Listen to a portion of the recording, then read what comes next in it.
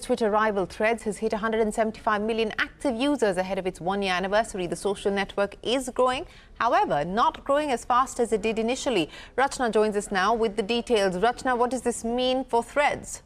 Well, yeah, Shireen, it was all announced with a Spider-Man meme by Zuckerberg on Twitter, now X, in his humorous way to talk about the launch of Threads, a microblogging platform much similar to Twitter, but with the color scheme and UI of Instagram. And now, as it completes a year, it has hit a milestone of 175 million users. But let's trace it back a bit. It was 6th of July 2023, and within a week, it had amassed 100 million users. But it was a rather inorganic way of doing it because it had kept mandatory integration with Instagram. And so it was quickly followed by a drop. And now, after a year, it has managed to be at 175 million daily active users.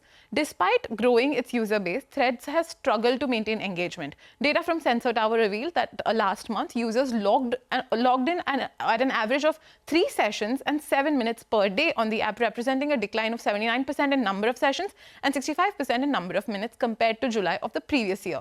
And so even now, discussions are on at Meta about whether to continue developing Threads as a standalone app or to integrate its engagement back to Instagram like they did in its first week. Whereas if we were to compare it to Twitter, that despite its ups and downs has remained strong. Currently, Twitter has daily active users in the range of about 270 million users.